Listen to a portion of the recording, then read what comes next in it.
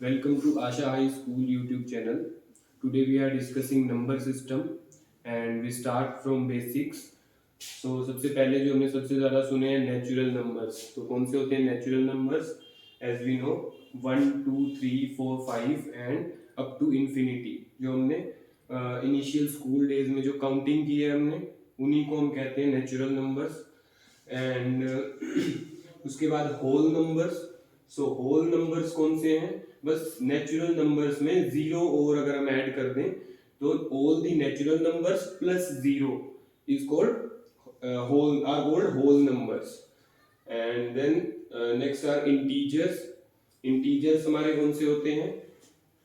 All the natural numbers plus zero plus all the natural numbers with negative signs. यानी कि whole numbers और सभी के सभी ये नेचुरल नंबर्स के आगे अगर हम माइनस का साइन लगा दें तो उन्हें हम सबको कलेक्टिवली कह सकते हैं इंटीजर्स. तो ये जो है ये अप टू इंफिनिटी नेगेटिव में भी जा सकते हैं. इनसे कंटिन्यू कर दें. सो इंटीजर्स. देन हमारे हैं ओड नंबर्स. तो जितने भी नेचुरल नंबर्स में हमारे 1, 3, 5 the numbers which cannot be divided by 2 are called odd numbers. And then even numbers, the numbers which can be divided by 2, 2, 4, 6, 8, 10, 12 यानी 2 के टेबल में जो भी नंबर्स आते हैं या 2 से जो डिवाइड हो सकते हैं वो नंबर्स हैं even number. Then are rational numbers जो भी 9th और 10th में जो इम्पोर्टेंट टॉपिक है और जिसमें बड़े डाउट्स रहते हैं. Rational numbers are the numbers which can be written in the form of p by q where q is not equals to 0 and p and q are co-prime integers. जो पहली condition है which can be written in the p by q की form. सो इसके अंदर ये दो conditions भी हमें समझनी जरूरी है क्योंकि ऐसी बहुत सी फॉर्म्स हैं जो p by q की फॉर्म में लिखे जाने के बावजूद वो नंबर्स जो हैं वो रैशनल नहीं हो सकते. जैसे हमारा नंबर हो गया फर्स्ट जो कंडीशन है q is not equals to 0. जैसे कि कोई भी नंबर के अगर डिनोमिनेटर में अगर 0 होगा so this number is not defined.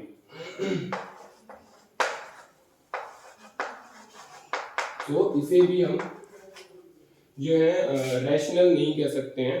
और इसको याद रखने के लिए या समझने के लिए एक चीज और हमें इससे समझ सकते हैं. जैसे कि फ्रैक्शन जो है वो क्या पूछती क्या है हमसे.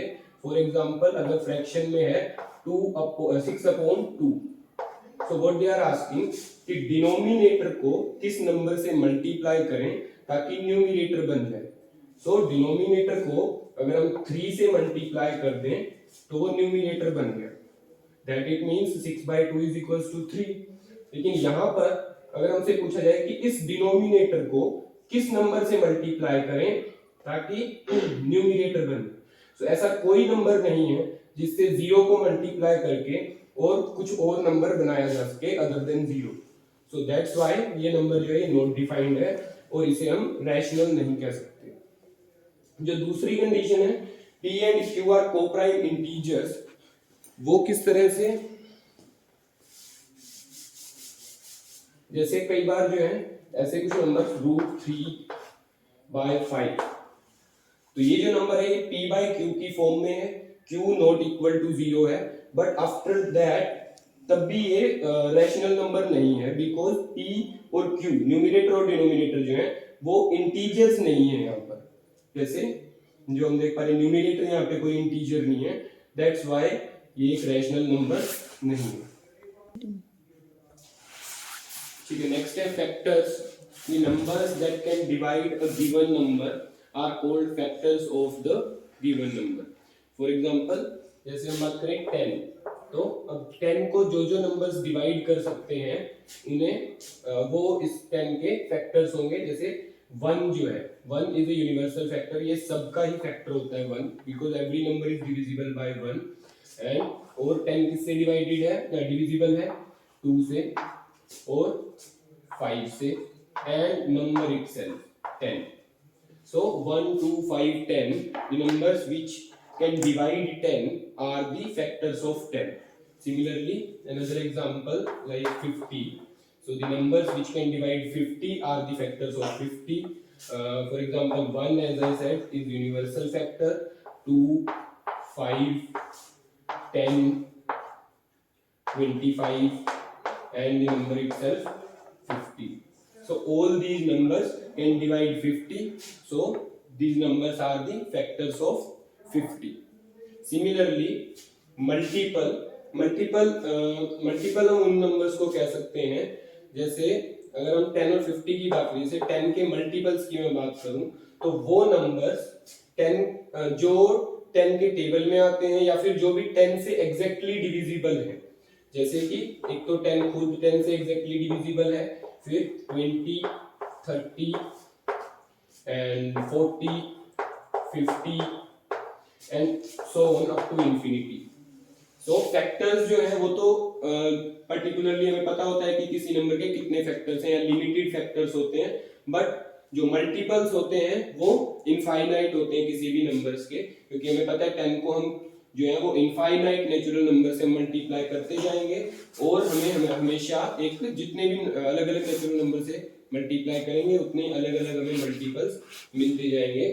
सिमिलरली अगर हम वही एग्जांपल फिर से 50 के भी, तो वो नंबर्स जो 50 के टेबल में आते हैं या 50 से एग्जैक्टली डिविजिबल है वो 50 के मल्टीपल हो जाएंगे. 50, 100 and 150, 200 and so on up to infinity.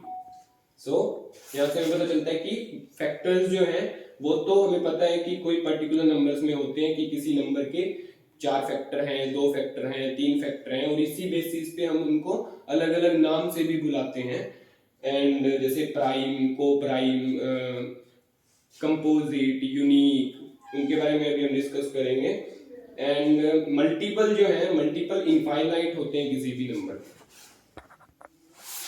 तो एज वी टॉक फैक्टर्स, हमने भी पढ़ा कि जो कोई नंबर जिन नंबर से डिविजिबल होता है एग्जैक्टली वो उसके फैक्टर्स होते हैं. तो अब हम नंबर्स को अलग अलग नाम दिए हुए हैं मैथ्स में कि किसके कितने फैक्टर्स हैं उस बेसिस पे. सो यूनिक नंबर वो नंबर होता है, और इसके नाम से हमें पता चल रहा है यूनिक, जो सबसे अलग हो. सो ऐसा एक ही नंबर है और बिल्कुल यूनिक है ये, और वो है खुद 1, जिसका एक ही फैक्टर होता है, ओनली 1 फैक्टर. ठीक है, 1 जो है वो एकमात्र ऐसा 1 एंड ओनली नंबर है जो जिसका सिर्फ एक ही फैक्टर है, और वो है नंबर इटसेल्फ, खुद 1.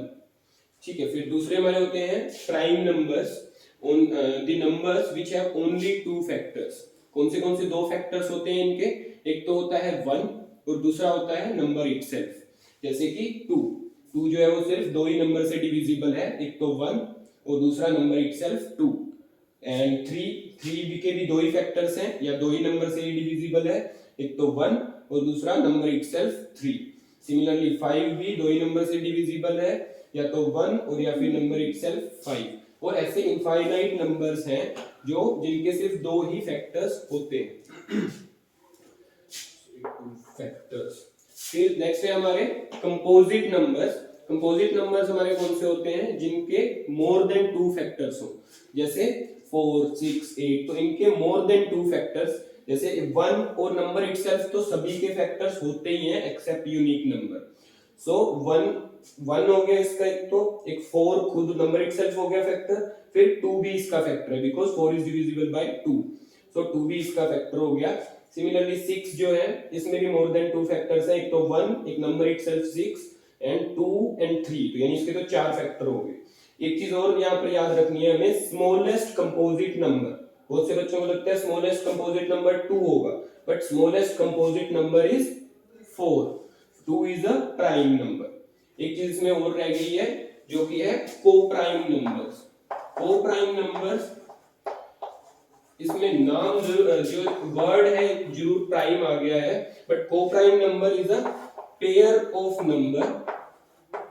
पेयर ऑफ नंबर्स यानी नंबरों का जोड़, 2 नंबरों का जोड़ा होता है ये, जिनके अंदर कोई pair of numbers which do not have any common factor other than 1, which do not have any common factor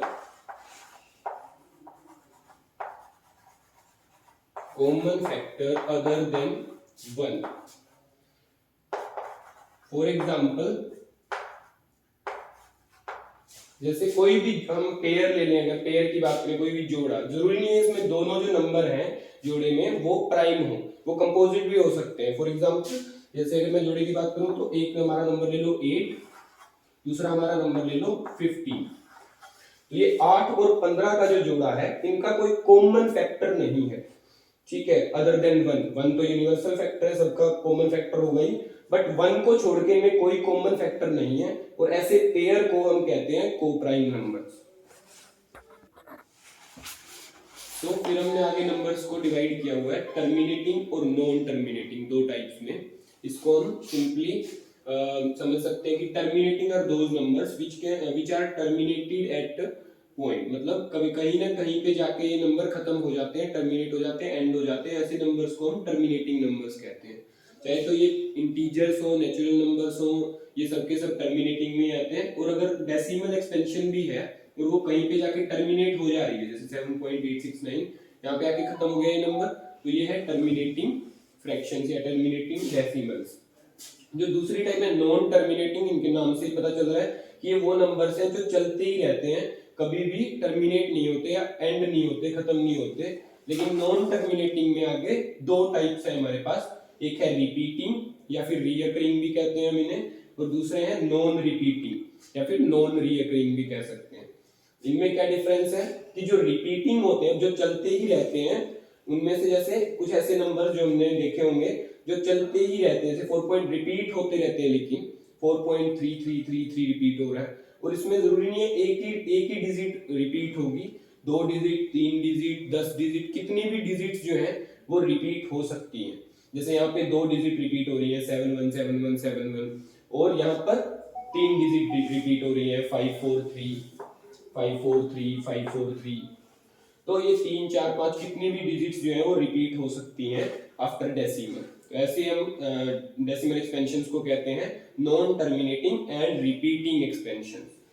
जो अब नॉन टर्मिनेटिंग की जो दूसरी टाइप है, non terminating and non repeating, ये ना तो टर्मिनेट होते हैं, यानी कि ना ही तो कहीं पे जाके खत्म होते हैं, और ना ही ये रिपीट होते हैं। जैसे 1.01 001 0001, यहाँ पे 4 टाइम्स 0 एंड 1, फिर 5 टाइम्स 0 एंड 1, तो ये चलते ही रहेंगे, खत्म नहीं होंगे। अब इनमें से जो टर्मिनेटिंग है, इनको भी हम p बाई क्यू की फॉर्म में लिख सकते हैं, और नॉन टर्मिनेटिंग एंड रिपीटिंग, इनको भी हम p बाई क्यू की फॉर्म में लिख सकते हैं। So these are the rational numbers, but non-terminating and non-repeating numbers cannot be written in the form of p by q, यानी कि इनको हम फ्रैक्शन फॉर्म में नहीं लिख सकते। इस वजह से ये जो एक टाइप है, सिर्फ यही जो है इररेशनल है, बाकी ये जो नंबर्स हैं हमारे नॉन टर्मिनेटिंग एंड रिपीटिंग और टर्मिनेटिंग, ये दोनों ही rational numbers. Thanks for watching the video.